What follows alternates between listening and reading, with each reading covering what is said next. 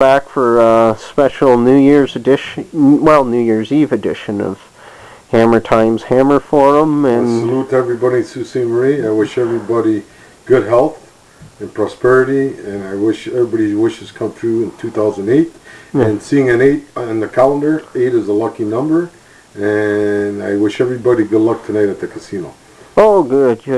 Well, it's nice to have you back. I know your internet was down, and I know you had that cold, and then I was running around between the book and the, Christmas with the kids. And busy time.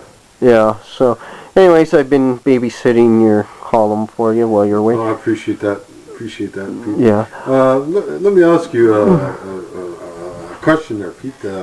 When do you think the election will be called, and what do you think of the polls bouncing up and down? Okay, I'll answer that. What's your observation? I'll answer that in a second. I just want to ask you a quick question, just for our readers. I know you explained it to me, but is your internet up and running again? No, not yet. Technical problems. So okay. They're working on it. So, as Arnold would say, I'll be back. Okay, that's good. What do I make of the polls? And the election timing.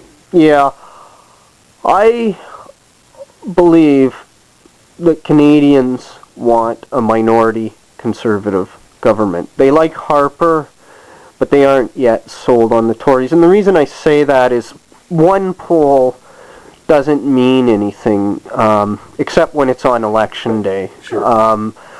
Otherwise, polls mean something when they're put in the context of previous polls. So, for instance, a poll that showed 20% for the Tories would be bad news, whereas a poll that showed 20% for the Greens would be good news, because it would show, the Greens going up, whereas it's 20%, even though it's the same level, would show the Tories going down. Sure. Having said that, what I've noticed is that Harper and the Tories tend to be in minority territory, but slowly creep up, and then every few months, maybe it's every 6 months, I don't have the polls in front of me right now, it shows Harper in a majority territory, and suddenly he goes down, boom, whether it's one issue or another. And so we can say the 5% will decide the next election. Yeah, well let me explain a little bit more. As soon as it shows Harper in a majority situation, his polls drop to where he's neck and neck with the Liberals. But on the other hand, he doesn't stay there. As soon as it shows that the Liberals may overtake the Tories, Harper's numbers start to go up again. Okay. So, to see this once is one thing, but to see it over and over... conduct. Yeah. Pattern. What it's telling me is that they want they want Harper as Prime Minister, but they want a Tory minority. They want a strong Liberal opposition, but they're not ready to give Liberal powers. And then the other parties, be it as they might, I don't know what to make between the NDP and the Greens. I do think the Greens are nipping at their heels. What I heard this week, it was an interesting comment on question period, that people that can't stomach the Greens or NDP from the Liberals or Conservatives, their popularity is going to the Greens. And there's a pattern where the Liberals drop 4, the Greens go up 4. And that deal Dion made with Elizabeth May just solidified that thing. And most people that are going over are right of center, because there's been at least 8-9 polls lately. The Liberals drop 4, the Greens go up 4. Yeah. The Tories go down 2, and it seems like Elizabeth May is picking up, but the NDP being steady between 16 to 19% in the last 10 polls, so they're holding their base kind of thing. So that holds well, and plus with Quebec with the win in Outremont. What's his name, Mr. Mulcair? I think he has a strong voice. He's lieutenant there. And people listen to him, they respect him because he was in government. So I think the NDP are going to surprise a lot of people in Quebec. I predict that the NDP could win up to maybe 2 to 5 seats in Quebec. Yeah, I don't know. I think that's, and I mean certainly with And Jack, it's going down because you know, people are saying to themselves, "Why am I blocking? Blocking." That's the pun. But people in Quebec are asking, "Why am I wasting my vote with the Bloc when they're a provincial party in the federal house?" A lot of people are starting to come to a realization because they did a poll.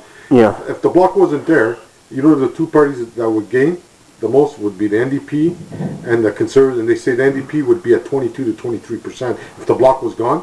There's a lot of social democratic people that vote for the Bloc. Well, Quebec switch over to the NDP and then because they're a federal party. And the reason they would switch to the NDP instead of the Conservatives because of the right-wing North American Union kind of deal that Harper's trying to shove down our throat. And Quebecers are very smart. I don't think that would hold, though, because I think what would happen is that eventually they'd start... Quebec, you don't just have the left and the right. You have the whole language issue, the whole culture issue. And the NDP... the NDP, it's not like other parties that has a federal party and a provincial party. Everyone is part of the federal NDP, and they're very, very... different. It's different from the other they almost, the provinces in the NDP are almost seen as an extension of the federal government, and I just don't see that going over in Quebec.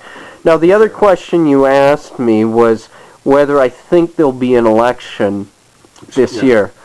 I don't think so, and I know this is going to sound, it's going against conventional wisdom, and I've been wrong. With your predictions, so. But I got some wrong too. I mean, I thought Arbus was going to be about 10% behind Orzetti. Instead, Orzetti blew it away. I did not see that coming, and I'm not going to pretend. You know what? Nobody expected that. I talked to some pollsters locally, and I also talked to both some Liberal and some, actually the FCP guys saw that. Actually, I seen Orzetti getting a haircut at the Market Mall. I was going to go over and ask him to give me a haircut and pay out of his $27,000 raise. But the question I want to ask Mr. Orzetti, Happy New Year anyways, Mr. Orzetti, but I want to ask you, this year, seeing it's a new year and goodwill, are you going to give up the $27,000 instead of private interest and give people minimum wage now at least $11? Well, I think in fairness, because we've only got a couple minutes here, the Liberals have committed, and I'm not a Liberal, you know, but in fairness, they have committed to raising the minimum wage to $10. Yeah, but 3 years from now. 3 years. And meanwhile, they paid them. But getting back to whether we'll have an election, no, because the Liberals aren't going to force an election unless they can win or lose so badly that they get rid of Dion. You know what I heard? Okay. The wing that, like Bob Breen, they want it over with, so they get a reason to get rid of Dion. But then there's the other side. The NDP, I think, might, because you know, with the Greens nipping at them, they might, but they're in no position to do so. The Bloc want to go.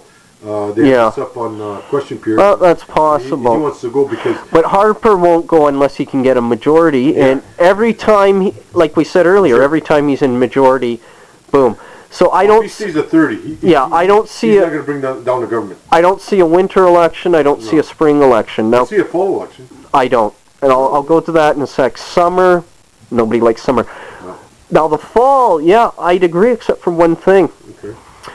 We don't admit it, but both the Tories and the Liberals bring in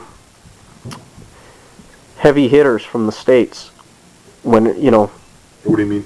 Well, some of the better-known strategists, they'll coming up tap like, them. The guy from the Democrats? You know, the thing is, though, this fall you've got the American election, and so the media is going to be... And I mean, even myself... that makes sense. No, I'm gearing up for Iowa.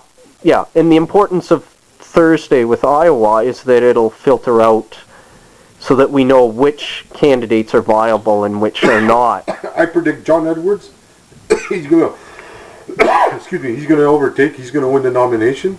And on the Republican, I think it's going to be Romney.